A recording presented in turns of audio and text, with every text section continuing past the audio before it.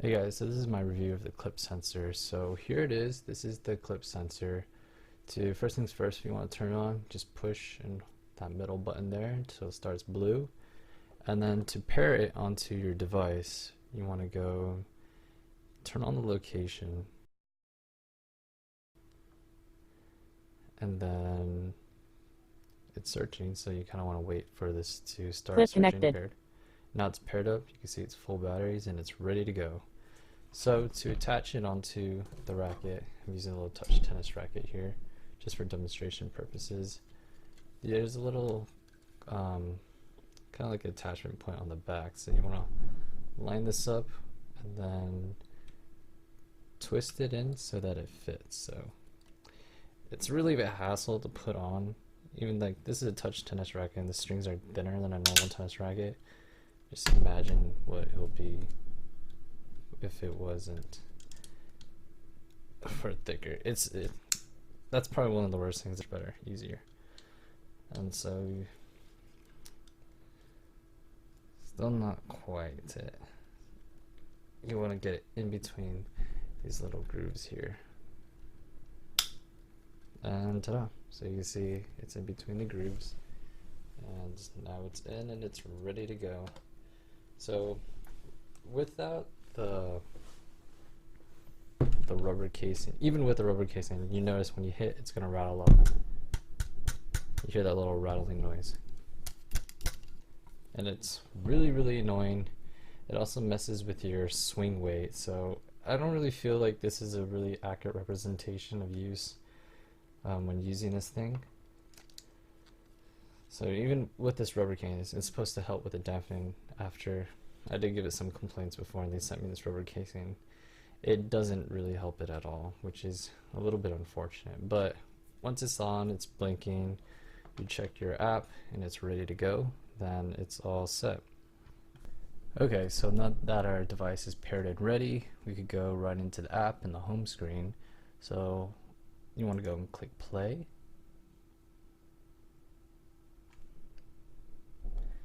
And then you want to go click play again. After that, it starts waiting for a stroke, so I'm going to just hit this record really quick. 51. It says 51. So if I hit it harder, let's do a little test run to see if it could sense that. 60. 60, so pretty good. It could adjust or feel when I'm hitting it harder or not. 65. Yeah. So if I hit a little soft one, it didn't register that, but 31. okay, so it is pretty accurate based off the feel of the racket. So let's go in here, let's end that session. So pretty straightforward. Here's the breakdown of what just happened. So today is April 30th, 11:36 a.m. Not a real stroke, so I'm just in my bedroom hitting the racket, and scored 56.2. So we can kind of see the detailed breakdown if you want to take a more look at it. And it's actually, I really like how it goes. So all four hands mostly flat, which would kind of make sense. Not sure how it got sliced, so that's a little weird. But so here you can see how hard you hit it. Basically, the harder I punched the racket, the faster it went. Top spin 0 makes sense. Flat, slice. Sweet spot, I was hitting the middle, so that was pretty accurate right there. And spin power, shouldn't be any spins, so one of the things I notice when I'm using this is that it can mistake your top spins for slices, and you're going to see that when I go into when I show you the video of my friend hitting. So you can see the consistency of your shots, or how well you hit that sweet spot, and then the heaviness of the spin that you got on it. So let's go back into the main app. So this is also a cool thing, video. So let's go try this out. So you just position your camera and you click, and let's say if I wanted to hit this water bottle, let's see how well it tests the sensor. 52. 52. So if I hit it a little softer, 44. 44. Okay, so pretty good. Now you can see with real video, just like that. let's go end that. On the TV, but I can fix that later on the editing. Anyways, so now we could go into this video function here, or let's go back. So service, you go that serve. It doesn't show video, it just goes into the service motion, and I'll show you in a little bit what it does after you take the serve. So let's go back into home,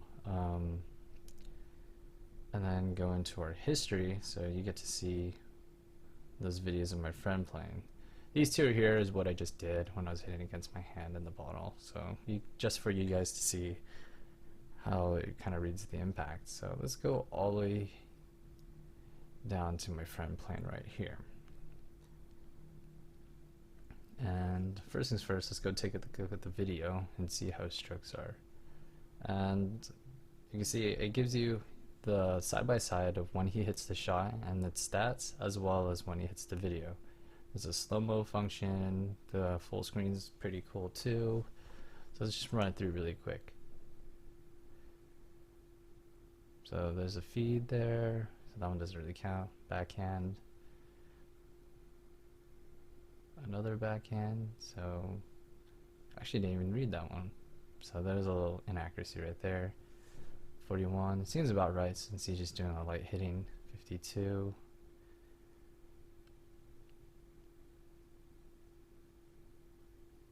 And then 62. So as you can see, it's pretty cool how it highlights as it goes down. I really like that feature about this the best. If I go into the full screen mode and I turn this on, you get to see it as it pops up, which is a pretty nice thing. I like seeing this just when people post it on Instagram how they're hitting with it. It's a pretty cool little layout. So yeah, you can see that 41 miles per hour, 62%, and how much topspin he puts on that. So pretty cool. You just explore all the features. You could change to slow motion. So if I want to go half speed, let's see how his forehand is after this feed, or his backhand. So yeah, it looks pretty good. It's really cool. You get to see and analyze your stroke. The nice thing is you always extract these clips, put it side by side by like a pro if you wanted to emulate, and try to copy as much as you can with that. So pretty good form. He leans into that ball, extends with his left arm, finishes over the shoulder. Very good. So let's go back and see the other views. I try to give you guys as much views as I can while he's hitting with it. Actually, let's go through this with him. So of his shots. So detailed breakdown. Hit 3 forehands, 3 backhands. I thought he did miss one backhand, or the machine missed one backhand. Let's see here. So overall, 56 miles per hour on his forehand, 40 miles per hour on the backhand, which makes sense. Most people's backhands aren't as hard as their forehands. Get how much topspin. I hear all topspin shots, so that's why these are the same. Sweet spot. Looks like he's better on the backhand side. And topspin. So yep, that's where you could go through the detailed breakdown skills. He is, since he didn't hit that much shots, we don't know, but if he got a little more of a hitting session, we can see more just how consistent he is and what are things to work on. Maybe you could look at the ball a little bit more based off of looking at that consistency graph.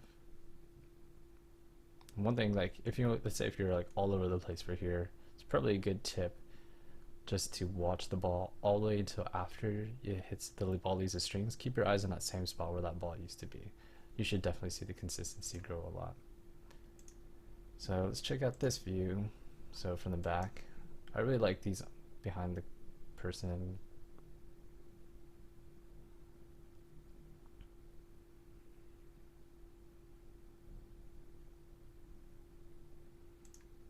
So we go slow motion. That looks like he has a few more shots left. Okay.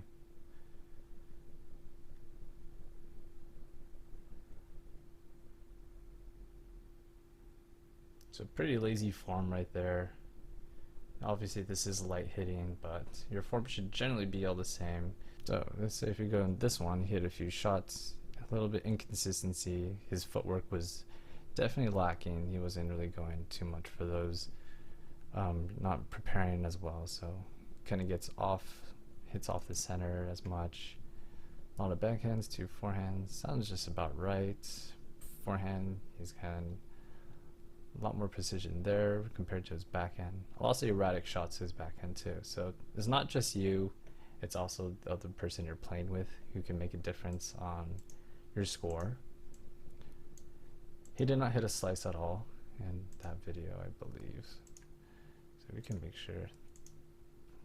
Where does it say slice? Right here, this first ball. That was not a slice. Alright, so next one. A little few shots from here as well. Yeah, you can see that one could be 73 miles per hour.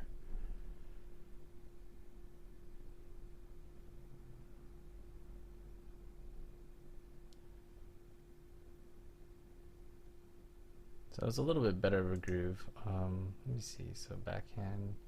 Kind of missed that shot here with that little shuffle and punch.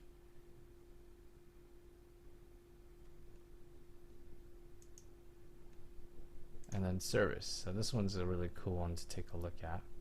So to get to this, it's the same thing as if you went back to that home screen. So I went back, go into that home screen, and play, and then service. That's where that motion is. So if I was going to hit my bottle again. 62. So yeah, you can see that. It kind of shows you this little diagram form. Obviously, I didn't really do much. I just hit a bottle. So that form score should be slow. And yeah, that's it for the serve, which is pretty cool. I like how it has that little, how much acceleration you have. And one thing that you want to know about your serve is it's all about acceleration. You technically don't even have to muscle the ball. As long as you get a fluid arm movement, you can hit a really nice shot. It's all about timing and acceleration. So if I'm going back to this one again, let's go to the breakdown.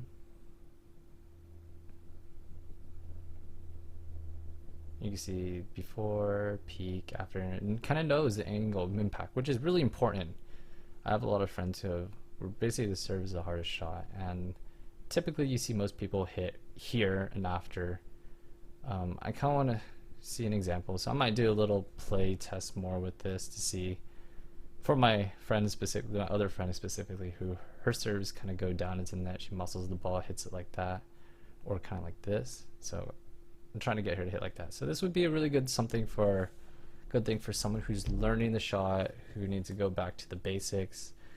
I don't see too much for advanced players unless you kind of want to tell yourself, I need to look at the ball more, or I want to hit the ball harder or put more spin on. Really small differences for someone who's advanced, but intermediate and beginners and learners, they see exactly where they're hitting. Although this for advanced players right here, angle impact, is very technical, so that thing's perfect. Acceleration at the same as well. We can't click that. Let me see.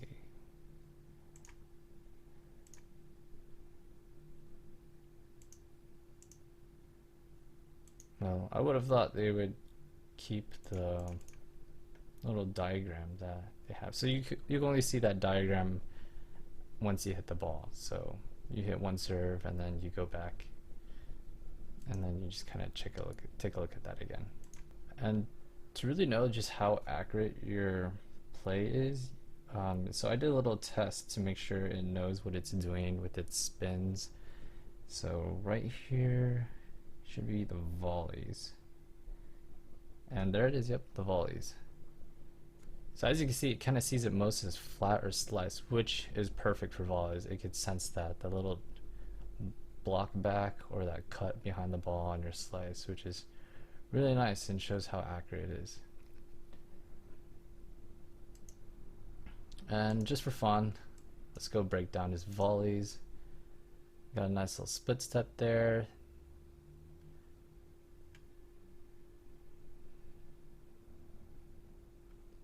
So here, with the split step, nice little backhand to protect your body. Short backswing, nice little punch through that ball. Out in front of you too. Although you should step into it a little bit more to get a little more pace. Always try to get your body forward when you're volleying. But it looks pretty good. Although that one, you never want to cut down too much. You want to go forward. Always finish above that net. That's a rule of thumb. If you never want to miss your volleyings in the net, finish above the net. If you want it, a lot of times when people they end up having their ball land into the net, it's because they're cutting down too much. So yeah, this is my review of the QLIPP sensor. I really like it if they could fix the dampening problem, because it does rattle a lot. It does mess with the swing weight.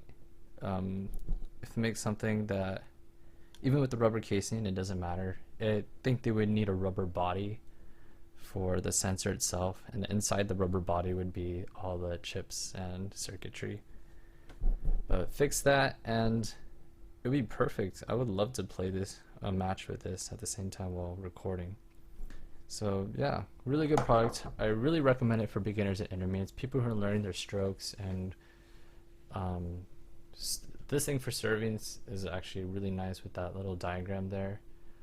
But advanced, if you just want to see if you want to hit the ball a little harder or not, then it's not too helpful for you unless you, except for the serve part and then the slow motion like analysis of your shots. So you can little break apart the itty gritty things. Alright, well, thank you for listening, and that's my review of the QLIPP tennis sensor.